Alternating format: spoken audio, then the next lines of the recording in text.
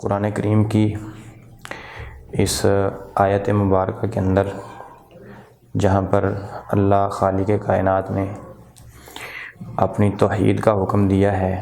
اس کے ساتھ ساتھ دنیا میں بسنے والے انسانوں اہل اسلام کو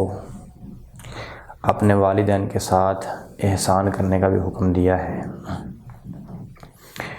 فرمایا وَقَضَىٰ رَبُّكَ أَلَّا تَعْبُدُوا إِلَّا إِيَّاهُ، تیرے رب نے یہ فیصلہ کیا ہے کہ تم اس کے علاوہ کسی کی عبادت نہ کرو، وَبِالْوَالِدَيْنِ إِحْسَانًا، اور یہ کہ تم اپنے والدین کے ساتھ احسان کرو۔ ایک عدل ہوتا ہے اور ایک احسان ہوتا ہے۔ عدل کا مطلب ہے بالکل جس طرح آپ کے ساتھ کسی نے نیکی کی، بالکل ماپ تول کر اس کو اسی کے مطابق بدلہ دیا جائے، تو یہ عدل ہے۔ اور احسان کا مطلب یہ ہوتا ہے کہ اپنی طرف سے بڑھ چڑھ کر اگلے کے ساتھ نیکی کرنا۔ تو مطلب یہ ہوا کہ یقیناً والدین نے بھی آپ کے ساتھ جہاں تک ان سے ممکن ہو سکا آپ کی پرورش کی، آپ کو پیار اور محبت دی یا شفقت دی، لیکن تمہیں حکم یہ ہے کہ والدین کے ساتھ احسان کرنا ہے۔ وَبِالْوَالِدَيْنِ إِحْسَانًا إِمَّا يَبْلُغَنَّ عِنْدَكَ الْكِبَرَ أَحَدُهُمَا أَوْ كِلَاهُمَا، اگر بڑھاپے کی عمر کے اندر ان میں سے کوئی ایک یا دونوں آپ کے پاس پہنچ بھی جائیں، فَلَا تَقُلْ لَهُمَا أُفٍّ وَلَا تَنْهَرْهُمَا، تو ان کو اف تک نہ کہو اور ان کو ڈانٹنا بھی نہیں ہے۔ تو یہاں پر اللہ خالق کائنات نے بڑھاپے کا خصوصی طور پر ذکر اس وجہ سے فرمایا کیونکہ یقیناً جب انسان اس عمر میں پہنچ جاتا ہے، اس وقت میں چلا جاتا ہے، تو اس کا ذہن، اس کے الفاظ، اس کے کام، اس کی حرکات و سکنات، ان کے اندر کچھ نہ کچھ ایسی کمی آ جاتی ہے کہ جو انسان کو شاید اچھی نہ لگ رہی ہو۔ شاید وہ کچھ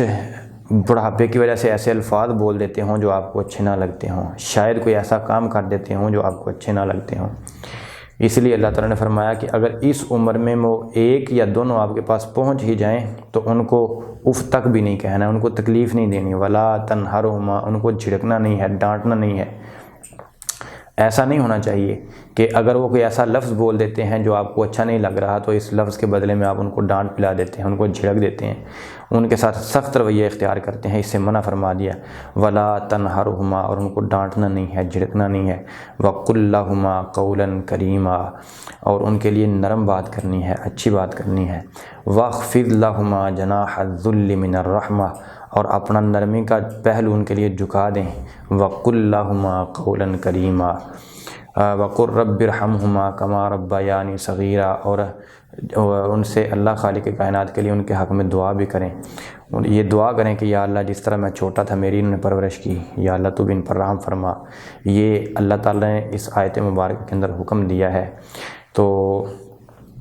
یقیناً انسان جب بڑھاپے کی عمر میں چلا جاتا ہے تو وہ ایسے الفاظ بول دیتا ہے جو انسان کو شاید اچھے نہ لگ رہے ہوں، تو اس وجہ سے ایسا نہیں ہونا چاہیے کہ ہم ان الفاظ کی وجہ سے، ان کے ان کاموں کی وجہ سے ہم ان کو جھڑک رہے ہوں، ان کو ڈانٹ رہے ہوں، ان کے ساتھ سخت رویہ اختیار کر رہے ہوں۔ ایسا کوئی بھی لفظ بولنے سے پہلے یہ بات لازماً سوچ لیا کریں،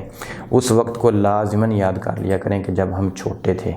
جب ہماری عمر 1 سال، 1.5 سال یا 2 سال کی تھی، اس وقت ہم کیا کیا کیا کرتے تھے، ہم کیا کیا بولا کرتے تھے۔ لیکن والدین بڑے ہی احسن انداز کے ساتھ اور دل کی خوشی کے ساتھ، بلکہ بچہ جب کوئی غلط حرکت کرتا ہے تو اس پر بھی والدین خوش ہو رہے ہوتے ہیں کہ ہمارا یہ بیٹا چلنے کے قابل ہوا، بولنے کے قابل ہوا۔ لیکن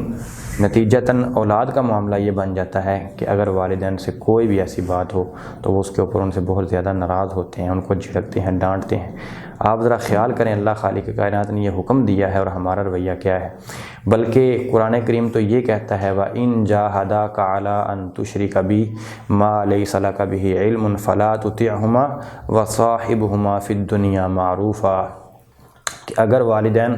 تمہیں میری نافرمانی پر بھی ابھارتے ہیں، کسی ایسی چیز پر ابھارتے ہیں جو اللہ خالق کائنات کی نافرمانی ہے، فلا تطعہما، تو ان کی اطاعت مت کرو، لیکن یہ بات یاد رکھنی ہے وصاحبہما فی الدنیا معروفا، لیکن اس دنیا کے معاملات کے اندر ان کے ساتھ حسن سلوک ہی رکھنا ہے، ان کے ساتھ سختی کے ساتھ پیش نہیں آنا، منع فرما دیا۔